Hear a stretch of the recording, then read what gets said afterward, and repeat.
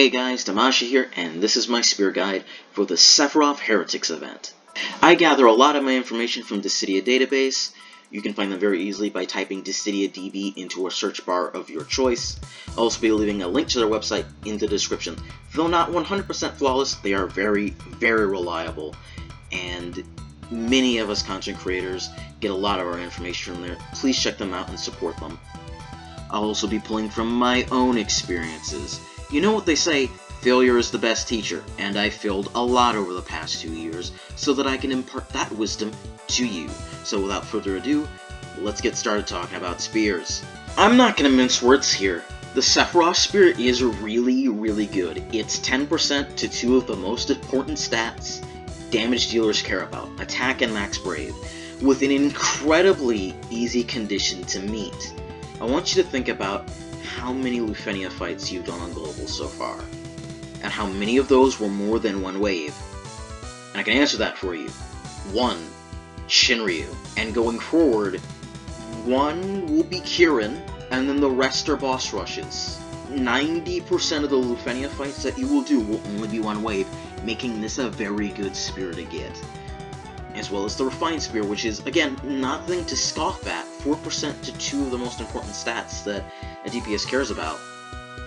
It's nothing to sneeze at. It's really good. Now, you can't stack these, but pretty much any DPS that has an A Spear will benefit from this one. I'd recommend about 7 to 10 of these from the token shop. And then we have Jekt, whose spear is not much worse either. 10% to both Imp Brave and attack with a very easy to satisfy condition. You crit anytime you do brave damage on a broken target, and you might just crit without doing that. So this is a very easy spear condition to satisfy, but it's not as useful for a couple of reasons. Not as many DPS depend on Imp Brave. That's not to say that there aren't any. There's Terra, there's Ultimecia, there's Lightning. If you haven't given Lightning her spear, you can give her this. And again, the Refined Spear is, again, really good. 4% to Imp Brave and attack. I'd recommend 4 to 6 of these, and there's a reason for that. Because again, the Refined Spear, Imp Brave and attack isn't as desirable, and fewer DPS rely on it than Max Brave and attack. And the characters that would benefit from this Refined Spear usually only have 1 to 2 slots anyway, so you can't really stack up on this, even though it is stackable. X-Death only has 2 A slots, Ultimecia has 2, Terra only has 1, you see? So, final verdict, 7 to 10 for Sephiroth's Refined Spear, 4 to 6 for Jekt's Refined Spear. Moving on to the B slot spears, defense, we have Galuf. Galuf's spear, at first glance, is okay, and then you realize there are only 2 characters in the game that can take advantage of this spear, and that's Galuf and Edge. And I'm going to tell you right now, you're not giving this to Edge. In fact, you're not going to be using Edge outside of Abyss, and you need a Blue Crystal Dagger character to fulfill a requirement. Because going forward, there's no more Edge cheese in Lufenia. You either fulfill the orb condition, kill the enemy before you need to fulfill the orb condition, or you die. There is no Edge cheese that can save you from the orb, there's no Kefka HP silence that can save you. You either fulfill the orb requirement, or you die. The enemy sets your HP to 0, and dispels all your buffs. Galuf is still useful in Lufenia content. In fact, he'll be useful for X-Death Lufenia, which is coming up next month, if you don't have another better tank to use, like Gladio or Rare Light. And when Galuf gets his LD and LD boards, he becomes broken. Dare I say he's better than Gladiolus on JP right now. He's really, really good.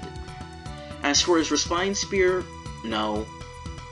Again, there are only 2 characters that can take advantage of this, and 4% to a single stat is never worth it. Get 1 to fulfill the event reward requirements, and then move on with your life, and pretend you never had to even look at this spear. Next we have Snow. And Snow's another weird one, because there are not a lot of characters that can take advantage of this spear. if I had to say characters you should give it to, it would be Snow himself or Zack, because those are the two tanks, or I guess Gladiolus, but because those are the tanks that care about attack. Celeste and Warrior Light are more defensive tanks, even though that Celeste does get a counter/trap attack in the future. I still recommend you give Celeste the Gabrant Spear to boost her party-wide Brave reductions. As for the Refined Spear, same issue as the Galuf Refined Spear. 4% to a single stat is never worth it.